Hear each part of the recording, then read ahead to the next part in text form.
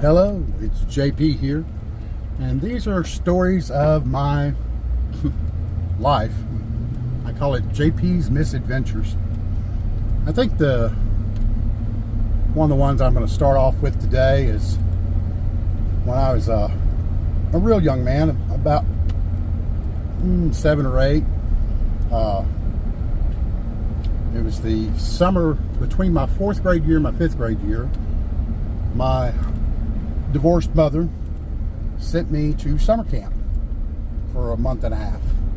And at that summer camp, of course, I learned how to ride horses, but they also had little Honda 50 trail bikes. Some of y'all know those as like the monkey, little Honda 50 monkey. Anyway, they had those, and I really enjoyed them, and I already had a go-kart. It was at my grandfather's house, though, inside the city limits.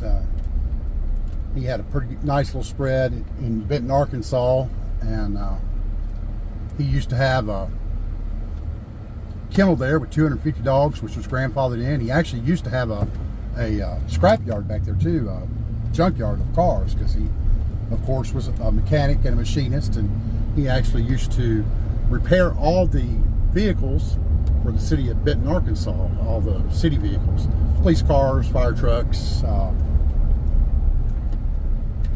trash trucks, those types of things. Plus, he ran a shop off of my property. Excuse me, I just got rear-ended. I'm gonna have to pause. Well, as I said, I just got rear-ended at a yield sign there.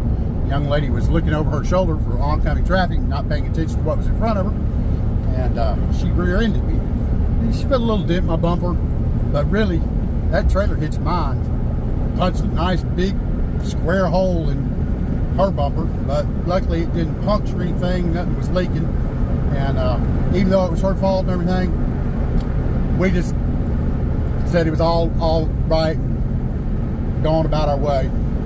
Because I know she didn't damage this truck. I mean, this thing's built like a damn tank. Anyway, now let's see, where was I? Oh yeah, my grandfather's place in Benton. It's pretty good size, about 4 acres there. And of course, I used to ride my little go-kart around his shop, down around the old dog pens, and back up around the house. But I really wanted a mini bike out where I lived in the country, because I didn't have anything out there, not even a bicycle.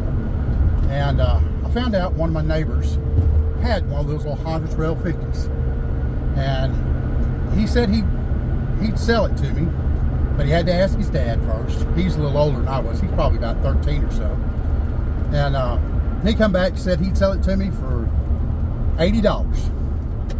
And so I did every little chore I could at my grandparents' house, making a little extra money here, and of course, you know, with my mom and everything, keeping my allowance and everything, and even asked her for an advance so that I could just go ahead and get it.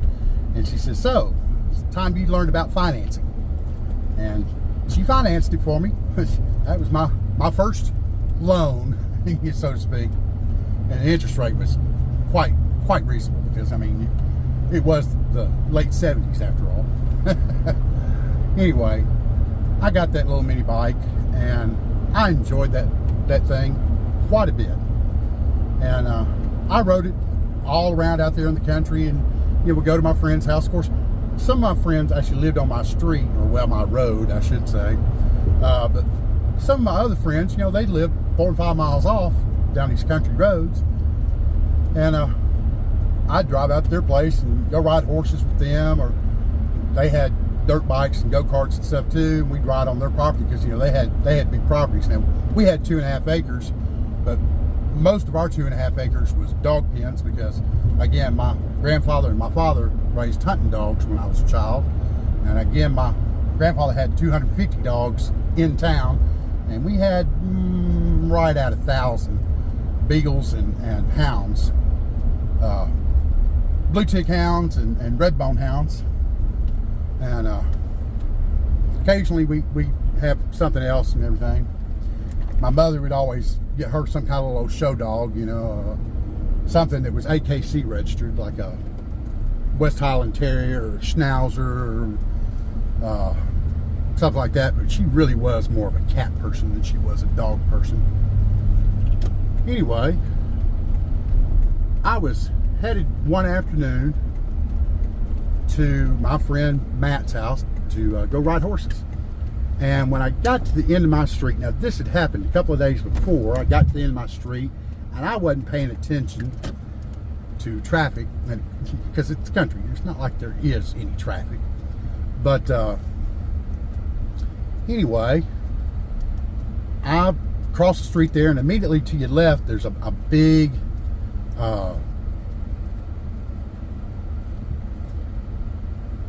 turn, so you really can't see very far down the road there. And when I went to cross the street, this person hit their horn, and they stopped in plenty of time or anything. It wasn't any screeching of tires or anything like that. But the guy did yell at me that, you know, I didn't stop and look. And, you know, I may not come to a complete stop, and I was pretty sure I looked, but I didn't see him. Well, a couple of days later, I was headed again to my friend Matt's house to ride horses. And I got up there, and this time I didn't look. I didn't even slow down, folks. And I went across that little 2-lane country road, and all of a sudden I hear a horn and screeching of tires, and I look left, and all I could think was gun the accelerator and jump. And so that's what I did. And it was a big old Ford LTD, a 1976 Ford LTD. And it was one of my best friends' mother, Kevin Price. And Mrs. Price, thank God, was a nurse at Saline Memorial Hospital. Well, I don't remember actually getting hit, but I do remember opening my eyes while I was flying through the air before I hit the ground. And I was kind of on my back and looking up, and my legs went up, and my right leg went up straight, but my left leg was all twisted and laid over. And I don't remember hitting the ground, but I do remember sitting up. My leg was straight again, and I remember kind of crawling backwards on my butt, scooting back out towards the road. Now, she hit me so hard, it threw me 90 feet out through the woods and through the brambles and everything else. It's a wonder I didn't hit a tree or anything on the way, but I didn't. And I crawled out to the street, and I get there, and my little Honda 50 mini bike is wedged under the front end of her car. And there was like a saddle there where the suspension component's attached to, and it's kind of underneath the engine and transmission. And my mini bike was wedged up under there and still running. And I look over, and it's leaking gas, and the spark plug wire has kind of come off, but it's sparking. So I start kind of crawling to it, and she's looking up under the car because she thinks I'm under the car because she closed her eyes. Well, I get over there, and she says, "What are you doing? Get out from under there." And I was like, no, I've got to turn this mini bike off or it's going to explode. And of course I was in shock. I wasn't feeling any pain. And I reached down there and flipped the key off, turned it off. And she asked me if I was okay, and I told her, well, no, that I was pretty sure my left leg was broke.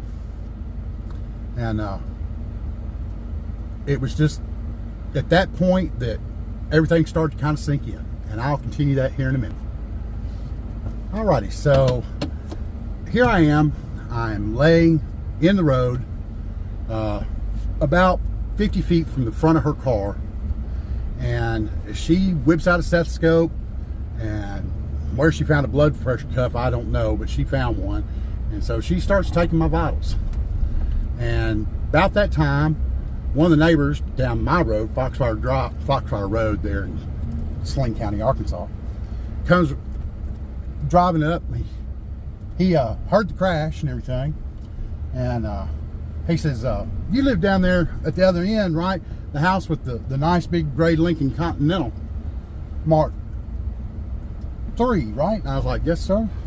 He says, "Well, I'll run down there and tell your mama." So he takes off, and so she's taking my vitals, and she's managed to find a blanket in the car. She's thrown that over me and everything, and she asked me, "Do I feel faint, or feel like I'm gonna pass out or anything?" I told her, "No, I feel fine. You know, my heart rate wasn't even up. I mean, I didn't even have any adrenaline rushing through my system, which was kind of surprising. And then I hear something that I know for a fact is my Uncle Jerry in his big old Ford F-250 four-wheel drive truck. Now that thing had some big old knobby tires on it. Now they weren't the big wide, you know, mudder tires, but they were tall and, you know, the thin and knobby and, you know, like military tires. But they have a specific kind of roar or hum to them coming down the road. And I could hear him coming. And he wasn't sparing the ponies. He was coming. He's coming quick. And of course the speed limit on that road, I don't know, 35, 40. He wasn't doing that. He was probably doing close to 60 or 65. And I could hear the exhaust even. And I knew it was his truck. And he was headed towards us.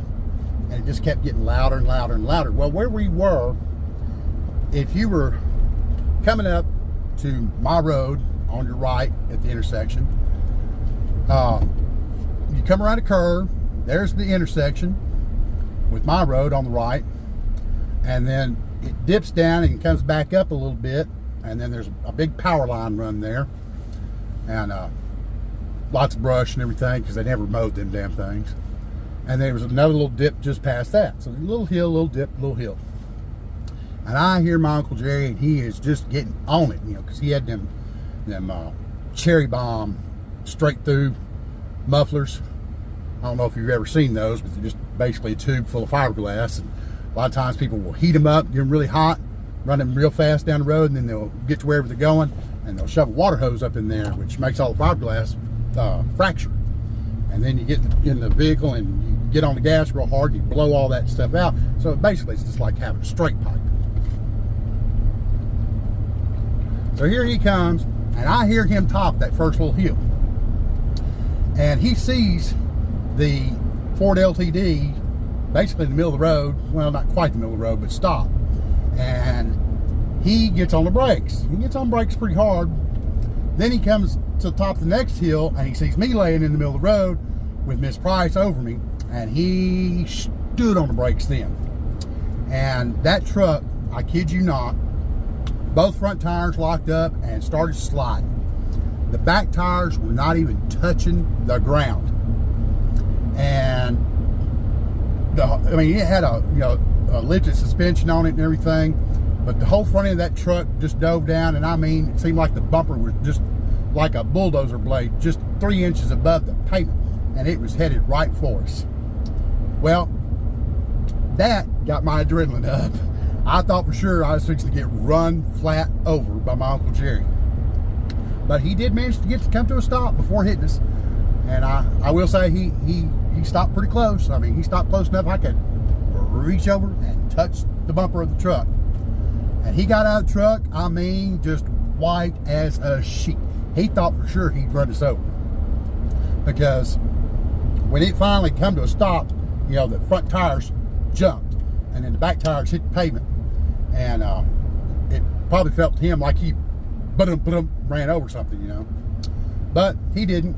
So he gets out, he's white as sheet, he comes around the front of the truck, and I mean, he just about faints, collapses right there, you know. But he's ecstatic too, because he realized he hasn't run us over, and asked what happened and everything. And I told him, you know, I got hit by Miss Price on my little mini bike. Then about that time, we hear my other mother, my mother's wife, Rena. I never called her my stepmother. She was always my other mother. Rena had that big old Lincoln Continental with the 460 in it, and we heard her. I mean, she was just roaring down the road, coming our way. And I was thinking to myself, you know, she's a medical professional as well, and I'm just thinking, am I going to just get run over today or what? Well, they make it to the scene, her and my mama, and luckily they stopped at the stop sign. They didn't come into the intersection. She slowed down long before she got to the top of the hill there, and they jump out and they come over, and of course my mother is just beside herself. She's in tears, crying and shaking, And, oh, my baby, you know, because I am the baby of the family. And she comes over and she's, you know, cradling my head and everything and asks me, you know, where it hurts and everything. And I tell Rena, I said, my left leg is broken. I'm positive because I saw it all crooked and everything. And she kind of feels my leg through my brand new Wrangler jeans. And she takes my left shoe off, my left sock off. And then she says, has anybody got a knife? And my Uncle Jerry comes up with this big old folding hunting knife. And he opens it up and hands it to her. And I thought, oh my God, she's going to amputate my leg right here on the side of the road. It scared the bejesus out of me. But no, she just wanted to cut my leg of my jeans open so she could get a better look and make sure that I didn't have a compound fracture, you know, where the bone actually sticks out through the skin. I was very fortunate. I did not have a compound fracture. But at that point, the pain hit. And it was bad. My knee had started to swell. My ankle had started to swell. And my whole leg was, you know, starting to change colors and stuff. And then about that time, I heard the siren for the ambulance. And they showed up. And, of course, they damn near rear-ended the Ford LTD because, you know, they're rushing to the scene of the accident. And they come around the corner, and here's the LTD stopped in the middle of the road, and there's a big-ass Ford F-250 on the other side of that, and then a big old Lincoln over here. There was nowhere for them to go because all these three of these cars are, like, packed around me. And I'm just glad they didn't hit anything. I mean, their only other choice was to take the ditch to the left, and there's a big old oak tree there, and I would have felt really bad for them if they had hit that. But they, you know, got me on some oxygen and everything, and started an IV and pushed some really good morphine into me. And I was very relaxed then, maybe a little too relaxed because I peed on myself. And they loaded me up, and off to Saline Memorial Hospital in Benton, Arkansas we went. And they were a young EMT crew. And anyway, Saline Memorial Hospital is up on a hill. And you have to come down the service road to the freeway to go up there. And we make the turn to go up the hill, and all of a sudden the gurney that I'm strapped down to rolls to the end of the ambulance and hits the doors. Thank God somebody locked them after we got in. But he had forgotten to lock the gurney down. And I'm thinking I'm gonna go out these doors and go rolling down this hill and right out into the freeway. Didn't happen that way, but you know, the things that go through an 8-year-old's mind or 7-year-old's mind. Anyway, so get to the hospital, and of course, you know, they have to set my leg and everything. And that, between having to turn my leg this way and that way to take all the x-rays and everything, it was just, oh, I was in so much pain. And then this really nice nurse came in, and of course Miss Price was there, and she'd been talking to this nurse friend of hers, and she come in with a nice big shot of morphine, and she put that in my IV. And the doctor came in and said, we're going to see his leg. And she said, no, not yet. Give it about another minute and a half, 2 minutes. Wait for this morphine to kick in. Because I was already bawling in pain from being turned back and forth by the x-ray tech. And, or the radiologist or whatever. Morphine kicked in. Doc came over and set my leg, and it still hurt like the dickens. But I ended up in a cast from my hip to my toes, and I stayed in that cast for the better part of a year. It broke my left leg, broke both my tibia and my fibula right above my ankle. Did not break my ankle, thank God. That's where the bumper hit. Apparently when I jumped, the bumper caught my ankle, and that flipped me up onto the hood, which broke my tibia and fibula right below my knee. And then I hit the cowl right below the windshield and the windshield with the upper part of my leg, and it broke my femur right above my knee and right below my hip. So 4 fractures. Well, actually, 1, 2, 4, 6 fractures total. And of course, it tweaked my knee pretty bad, but didn't tear any ligaments or anything. You know, kids are pretty flexible. So, but yeah, I spent the next 3 weeks at home in bed, literally drugged out of my mind. You know, I'd wake up every 4 hours, and my mother would give me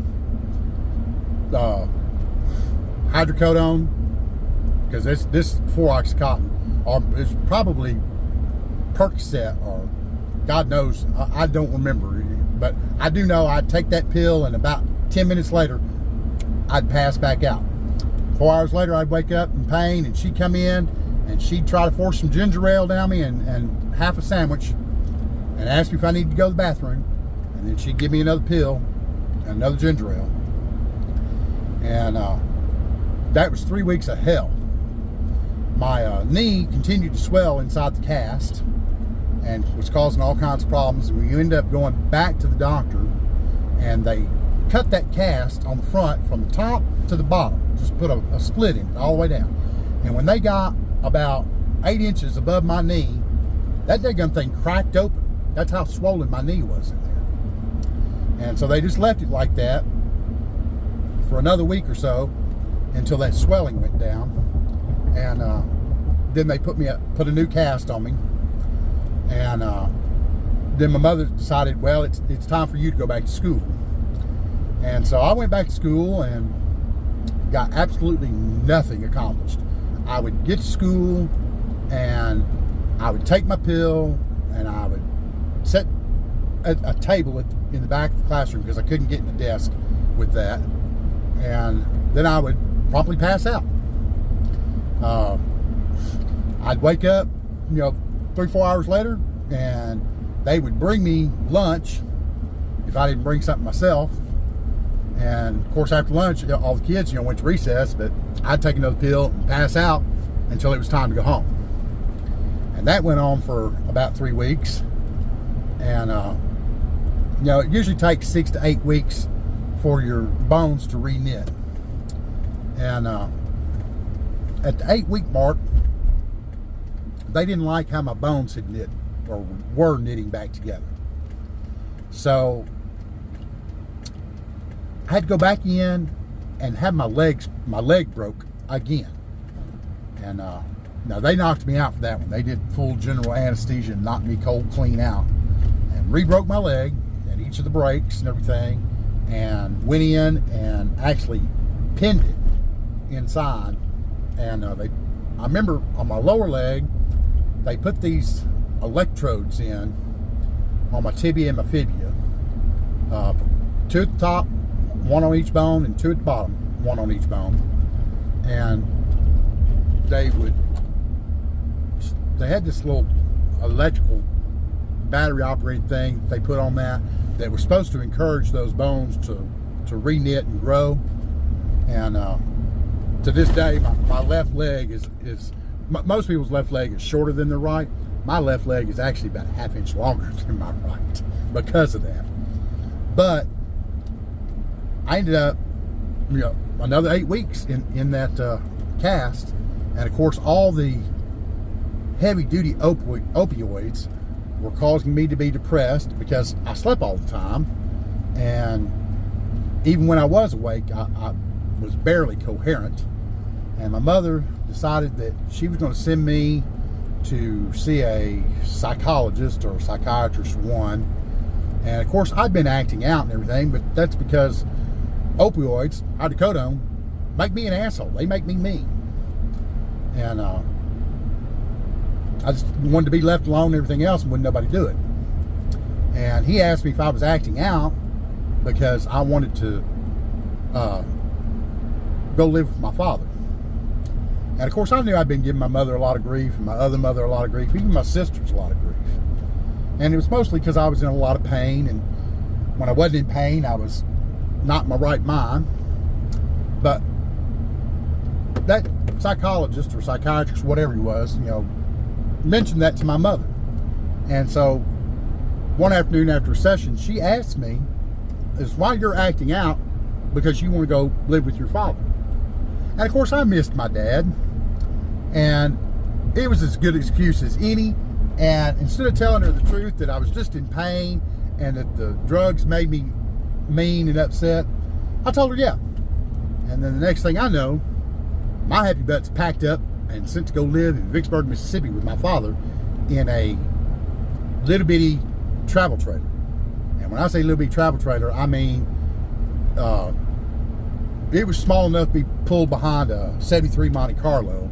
I mean, it was still a pretty good sized travel trailer. I mean, if you were going camping in it, you could probably sleep 6 or 8 people in it. You know, it's pretty good size. I think it was like 27 foot long or something like that. But still, travel trailer. And it was just me and him. And I'll never forget when I got, he took me to the little elementary school, which was really just up the hill from the trailer park we lived in. And he took me up there and got me enrolled and everything. And they said that the bus stopped at the bottom of the hill and picked up the kids from the trailer park and took them to school. So the next day, I'm out there with my crutches and everything, and my cast and my little book bag. There wasn't no such thing as backpacks back then, not in the early 80s anyway.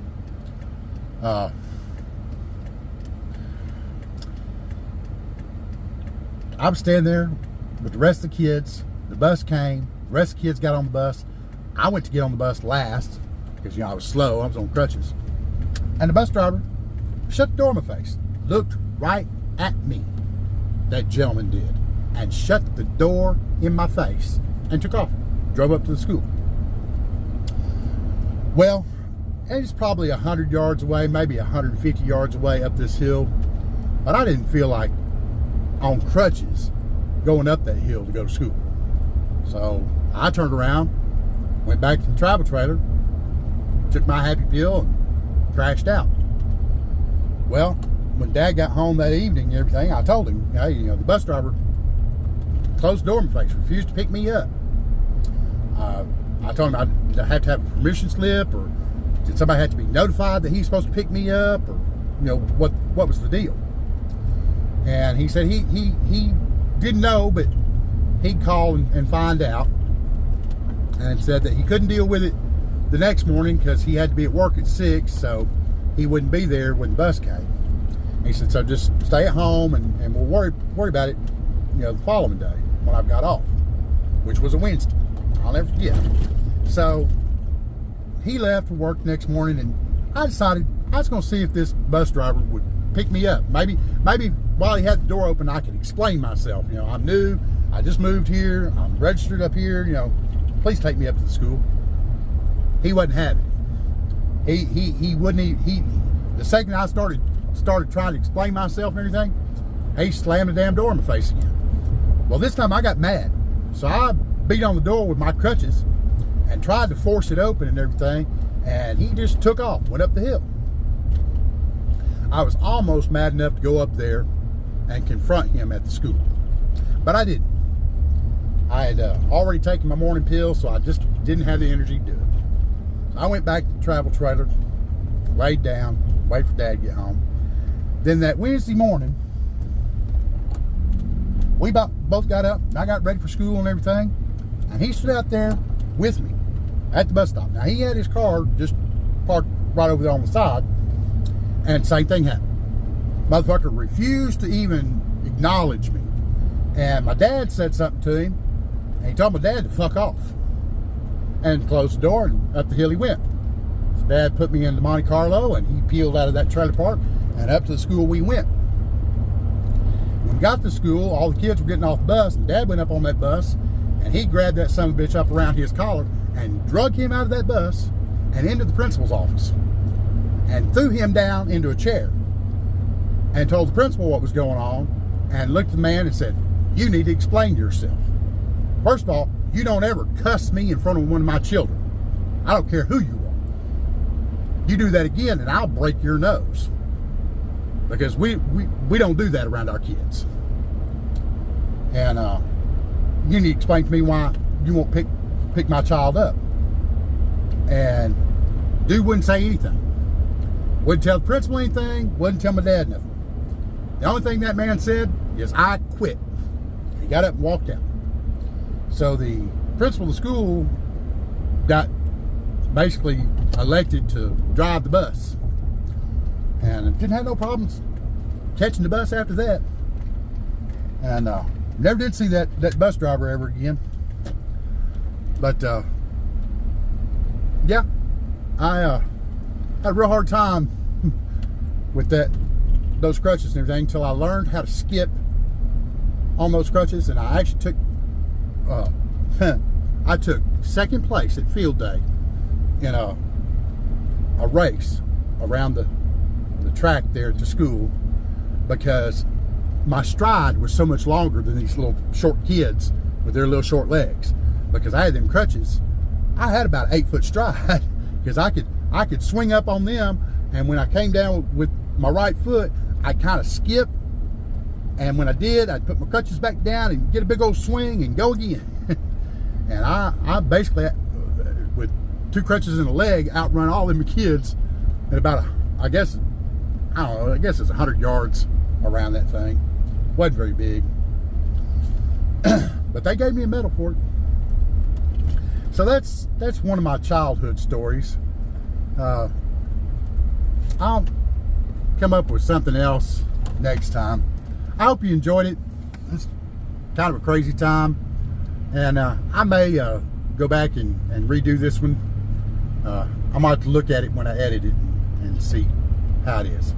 Alright, well, I hope y'all liked it. If you did, hit like, hit subscribe, click on the notification bell so you get the next one.